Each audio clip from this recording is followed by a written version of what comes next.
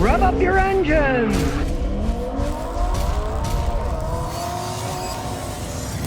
Look, I got a new toy, a Jeep Rubicon. Well, I got this toy. My customer got the real one. Everybody knows I'm not a Jeep fan, but this Rubicon, now this might be a horse of a different color. They only make a certain amount of them. It took him 3 months to get his. He ordered it. Let's hope that he got a good engine. This is the 3rd generation EcoDiesel.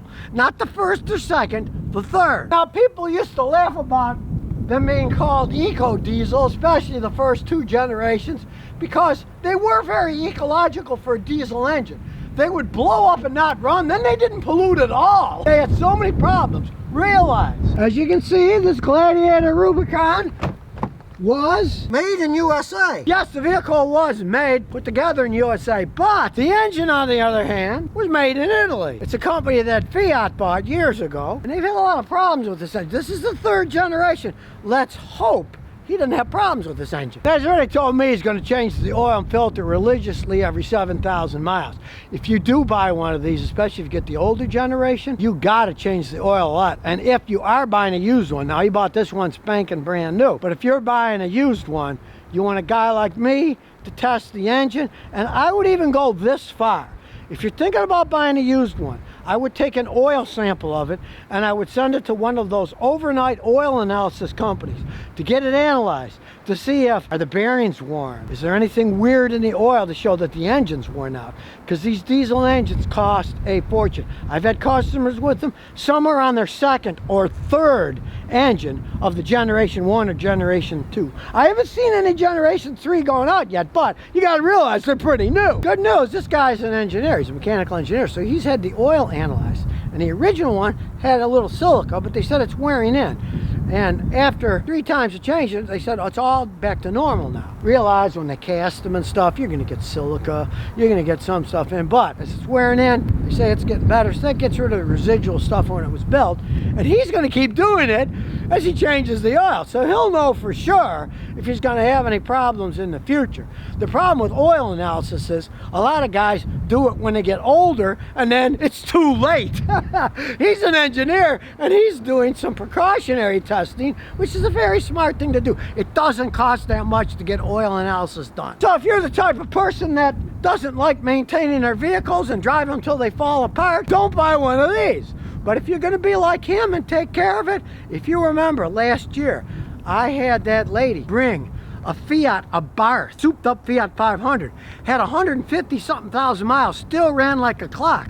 Well, she raced motorcycles and 2-stroke motorcycles. She knew about engines. She took care of that and it was still running like a clock doing donuts.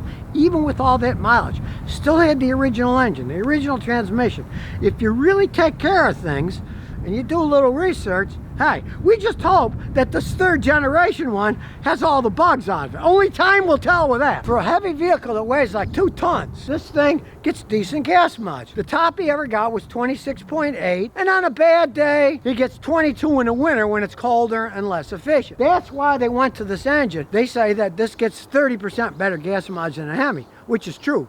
But on the other hand, a V8 gasoline Hemi engine is one of the biggest gas hog engines ever created. You know, those things are still push rod engines, you know. We're talking dinosaur technology. They're not even overhead cam. And this is a very intricate engine. The Italians have fantastic ideas and designs. The problem is the implementation of them. We hope that this one is going to hold up. So far it has. He's got 18,000 miles, so time will tell. We'll see as time goes on, you know. Who knows? Maybe when I'm 75 years old, they'll bring it over here and we'll say, hey, look, it worked out pretty good. Or maybe he'll say, oh, damn, the thing blew up. Well, you know. In the previous generation, Chrysler had to replace a lot of them under warranty. This is the 3rd generation, so let's hope the Italians maybe have learned from the Japanese. Maybe they hired some Japanese engineers. I don't know. I kind of doubt that. But maybe they decided, yes, they actually are building them better than they used to. Why reinvent the wheel? Well, of course, because this was Fiat Chrysler. It even says Fiat Chrysler LLC on it, right? Well, that's an Italian company. Of course they're going to use an Italian engine. They bought the company that makes the engines. Now, this is a 4-wheel drive setup, and it does have a very good transmission. It's the German 8-speed automatic transmission. You can go automatic or manual mode, and He says it's got a little bit of lag when a turbo kicks in, but I mean, hey, it is a diesel, and you can see this is a real four-wheel drive vehicle. And of course, it's got electronics too that'll show you what's happening, so you don't have to just guess if it's working or not. Now, this is the Rubicon version, so you can lock both the front and the rear. Now, he hasn't really taken it off-road yet, because he doesn't want to ruin his warranty, but he's planning on lifting it, and it doesn't have it yet. There's a cute little panel here.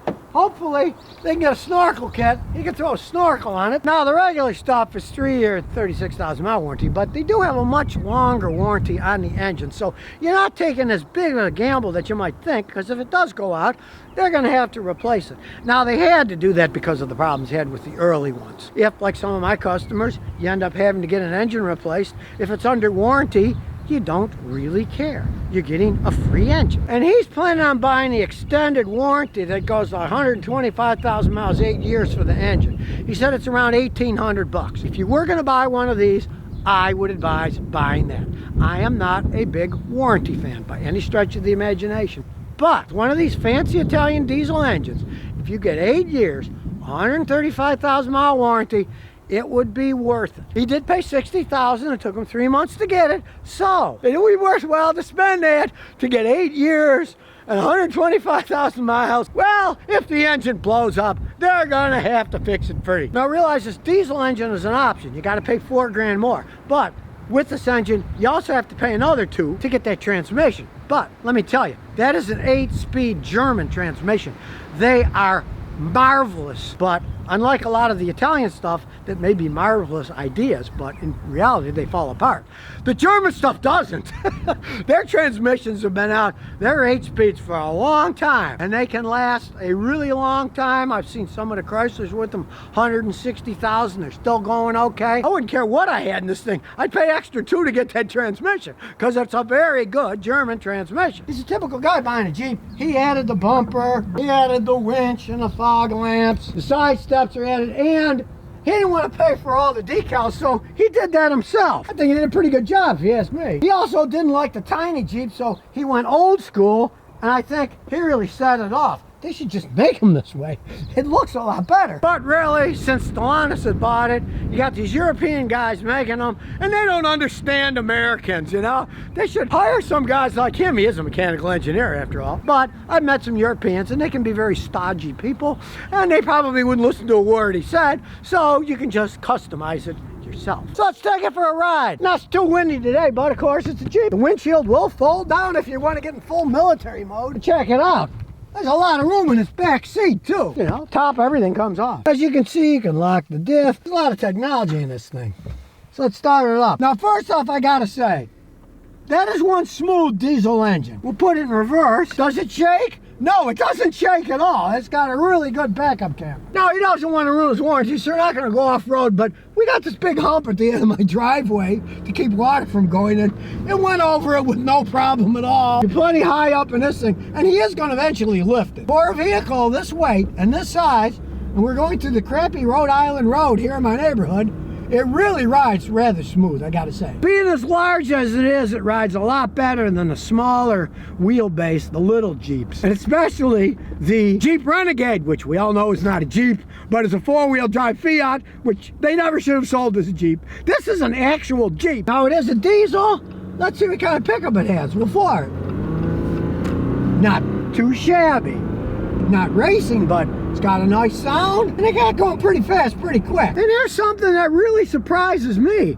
This thing is pretty quiet. Normally, man, these Jeeps, if you saw the one I did on the old 70s Jeep my grandson bought, geez, it was like a B-17 bomber going down 45 miles an hour. This thing is like a Cadillac compared to that. It really doesn't make all that much noise, even with those relatively aggressive tires. He had it weighed on an actual scale.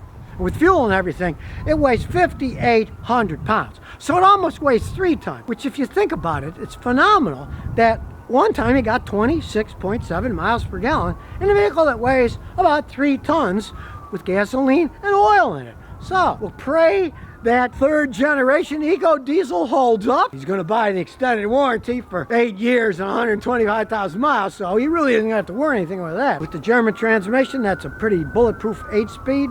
that works fine. He really likes this vehicle, and I gotta say, for that kind of gas mileage in a vehicle like that, hey, let's hope the EcoDiesel engine holds up. Only time will tell, so stay tuned. So if you never want to miss another one of my new car repair videos, remember to ring that bell.